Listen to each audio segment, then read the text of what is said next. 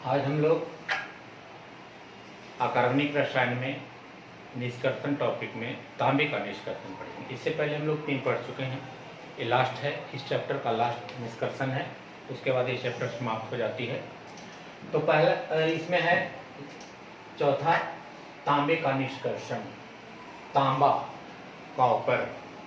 तो अब इसके बारे में जान ले परिचय। तांबे का संकेत Cu होता है। तांबे का संकेत Cu होता है। इसकी परमाणु संख्या 29 होती है। इसका परमाणु भार 65 होता है।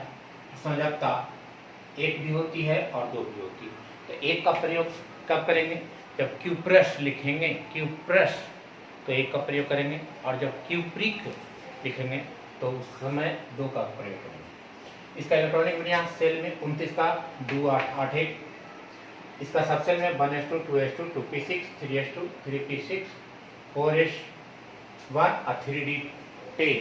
ऐसे यहाँ 4s2 3d9 होगा। अब यहाँ रूल है, हम लोगों ने पढ़ा है कभी अफवाह प्रिंसिपल में, कि जब किसी भी तत्व डी ब्लॉक के तत्व पर D4 या D9 होता है तो अपने निकटवर्ती से वह 1 इलेक्ट्रॉन को ग्रहण करके और अपने अष्टक को पूरा कर लेता है, यानी कि D10 बन जाता है।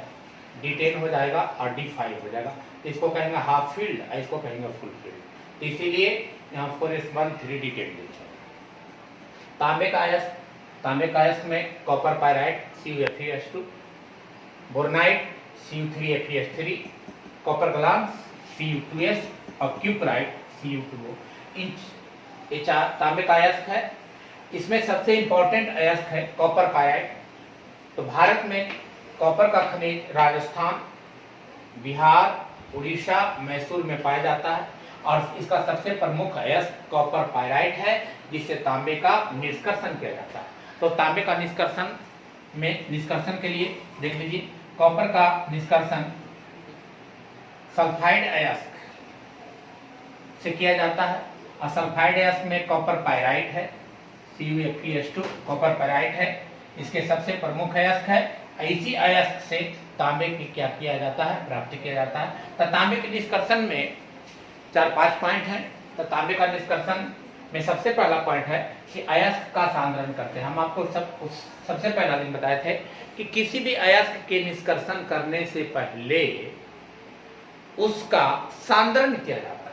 सांद्रण बताए हैं कि जिसमें बड़े बड़े अशुद्धियां दूर हो जाती है, उसे सांद्रण करते हैं। बड़े बड़े अशुद्धियों को दूर करने की प्रक्रिया सांद्रण कहलाती है। तो सबसे पहले किसी का भी निष्कर्षण करना हो तो निष्कर्षण करने से पहले उसका सांद्रण किया जाता है।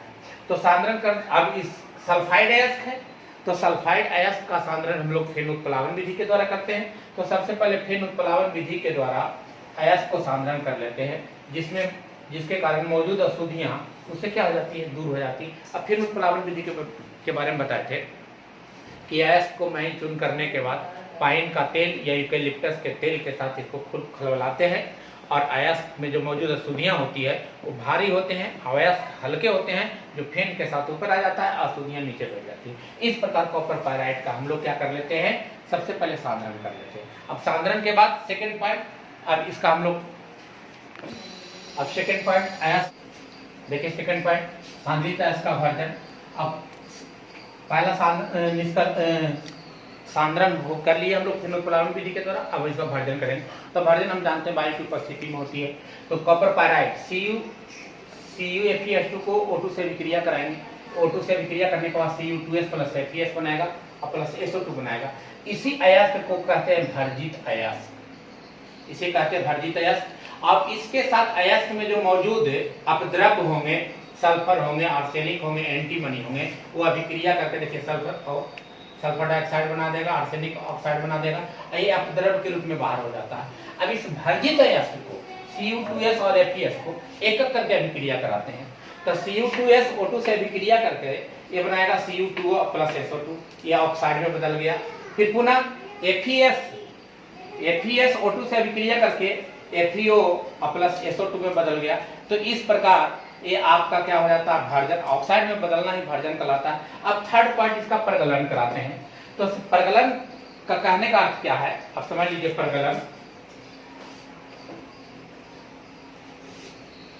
प्रगलन में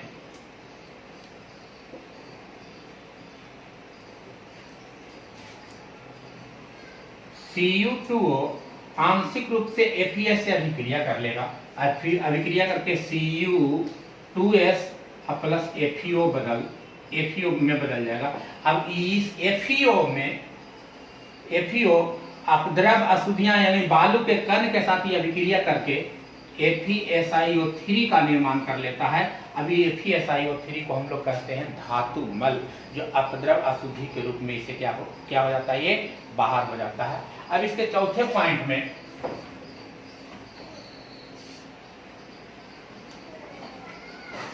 बेसेमेरीकरण करते हैं।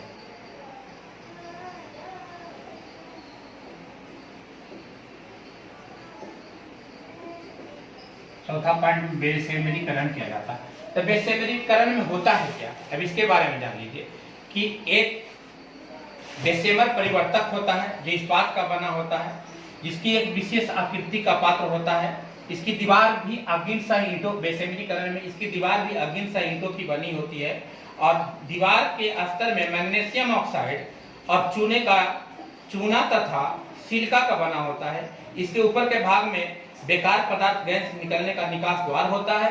अब बेसेमेरीकरण में होती है क्या, मेन रूप से बेसेमेरीकरण की कहानी में आप जान लीजिए। यहाँ से ये धातु मल के रूप में बाहर हो गया, अभी FeS पर Cu2S बच गया है। अभी Cu2S को देखिए, Cu2S ऑक्सीकृत होकर बेसेमेरीकरण में Cu2O बनाएगा और प्लस SO2 के रूप में बाहर हो जाएगा। अब पुनः Cu2O आंशिक रूप से Cu2S से अभिक्रिया करके Cu बाहर हो जाएगा और SO2 बाहर हो जाएगा। इस प्रकार ये जो तांबा का निष्कर्षण हो जाता है। अभी जो प्राप्त तांबा होगा इसे हम लोग कहते हैं फफोलेदार तांबा। अब फफोलेदार तांबा याद रखिएगा कि 98% शुद्ध रूप में होता है और इसमें 2% जो होगा जो अपद्रव अशुद्धियां मौजूद होगा, लेकिन ये जो प्राप्त तांबा होगा वो 99% शुद्धतम होगा। यानी कि इसी तांबा को हम लोग कहते हैं फफोलेदार तांबा। अब इस प्रकार तांबा का निष्कर्षण हो जाता है। अब तांबे का निष्कर्षण के बाद तांबे का शुद्धिकरण करते हैं। तो तांबे का शुद्धिकरण वैद्युत अपघटन विधि के द्वारा किया जाता है। और अब हर तांबे का उपयोग तो सारे लोग आप जानते हैं कि तांबे का उपयोग कहाँ करते हैं, घंटी बनाने में करते हैं, बिजली के तार में करते हैं, औद्योगिक उपकरण में किया जाता है, टीवी में, बाजा में, टेप रिकॉर्डर में तांबे का उपयोग किया जाता है। तांबे का उपयोग बर्तन बनाने में भी किया जाता है। बहुत सारे उपयोग हैं तांबे का। इस प्रकार आपके चारों जो टॉपिक था निष्कर्षण, वो निष्कर्षण समाप्त हो गया। यानी कि चैप्टर जो था तत्व का निष्कर्षण, वो निष्कर्षण यानी इनऑर्गेनिक का पहला चैप्टर फिनिश हो गया। अब सेम चीज 12th और यही चीज सेम 10th में भी पढ़ना है, दोनों के लिए एकदम सेम टॉपिक है। तो तांबे का निष्कर्षण इनऑर्गेनिक में एक चैप्टर आपका समाप्त हो गया। अब हम लोग अगले वीडियो में पढ़ेंगे P block, second chapter inorganic का पी ब्लॉक के तत्व। पी ब्लॉक में तत्व में हम लोग जो आगे पढ़ना है 14, 15, 16, 17, 18, तो हम लोग अगले वीडियो में वर्ग 15 के तत्वों का अध्ययन करेंगे। तब तक के लिए धन्यवाद।